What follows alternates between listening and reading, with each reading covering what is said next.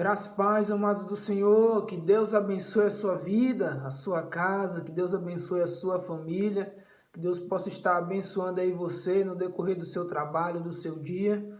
E vamos para mais uma devocional, mas antes disso, compartilha aí o canal, curte o vídeo, porque isso vai ajudar muito a gente.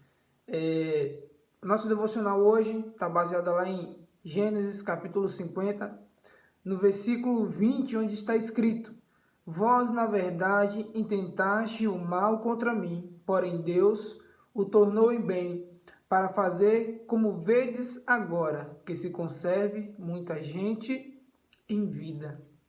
Eu acho maravilhoso essa passagem, na qual José fala a seus irmãos depois da morte do seu pai. Porque para eu conseguir entender corretamente essa passagem, eu primeiro preciso entender a vida de José.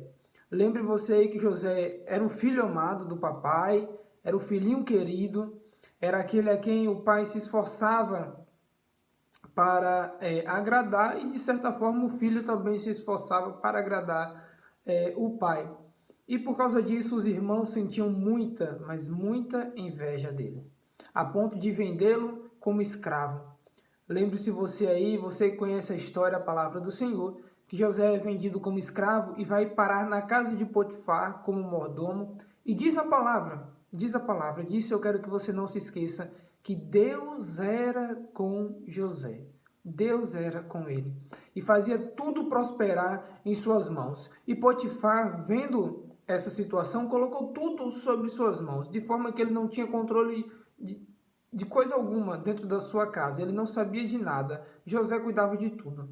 E quando ele foi tentado pela mulher de Potifar, resistiu até onde pôde, e em meio a uma cilada que ela organiza, ele acaba indo parar na prisão.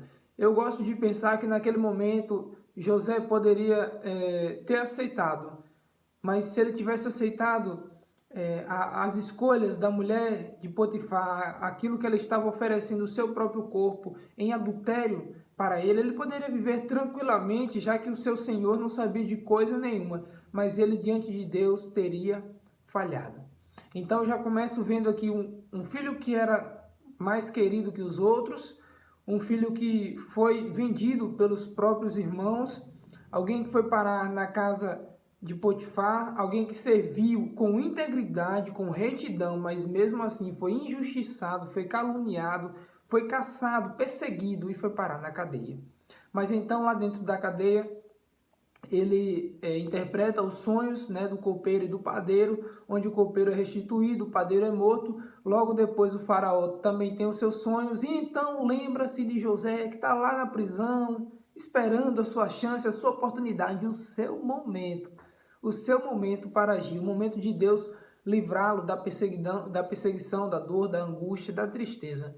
E então ele interpreta um sonho de Faraó, e depois da interpretação, ele é colocado, quem conhece a história sabe bem, ele é colocado como o segundo maior do Egito. Meus queridos, meus amados, olha a história de José. Note que depois de ascender ao poder, José ele poderia ter voltado atrás daquelas pessoas que o maltrataram, que o perseguiram, que o enganaram. Ele poderia ter voltado à casa de Potifar e ele poderia ter tido uma discussão com a mulher de Potifar e mandado jogar ela e Potifar no cárcere, porque agiram com calúnia, com difamação contra a pessoa de José. Ele poderia se voltar contra seus irmãos no momento em que estes vêm até o Egito clamando por alimento, por sustento, por comida. Ele poderia agir como bem entendesse, pois ele era o segundo maior, e poderia usar de vários meios para poder se vingar. Mas a vingança não tem lugar no plano do Senhor quando se trata do homem contra o homem. Diz a palavra de Deus que a vingança pertence ao Senhor. No versículo 19 desse mesmo texto que nós lemos do mesmo capítulo está escrito: Não temais, acaso estou eu no lugar de Deus? Isso é José perguntando: acaso estou eu no lugar de Deus para julgar? Não foi Deus quem planejou tudo? Não foi Deus quem organizou tudo? Não foi Deus quem escreveu toda a minha vida? Não está em Deus o poder para fazer da minha vida o que ele bem entender? Não sou eu, então, quem vai lhes fazer mal algum. Tal qual eu recebi do Senhor, tal qual eu o entregarei. Eu recebi bem, para que o bem seja feito pela minha mão.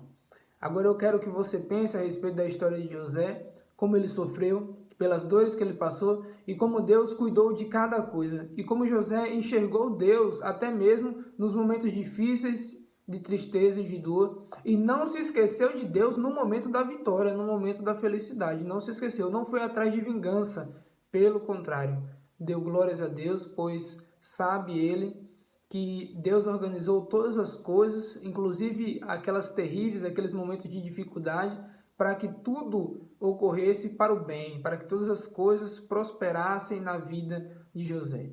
Eu quero que você pense neste momento como Deus tem feito, tem escrito a sua história.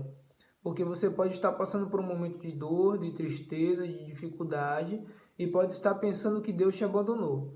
Ou você pode estar num momento de felicidade, de alegria e pode estar esquecendo de Deus, abandonando esse Deus, ou ainda buscando vingança, buscando pisar naqueles que no momento da tristeza e da dor acabaram agindo mal, fazendo mal contra você. Mas eu quero que hoje você pense nesse Deus que está guiando a sua vida, nesse Deus que está guiando a sua história e tenha certeza de que Deus está escrevendo a sua história para o bem, para o seu próprio bem e para conservar a vida de muitos. Que Deus abençoe a sua vida, que Deus abençoe a sua casa, que Deus abençoe a sua família. Até a próxima!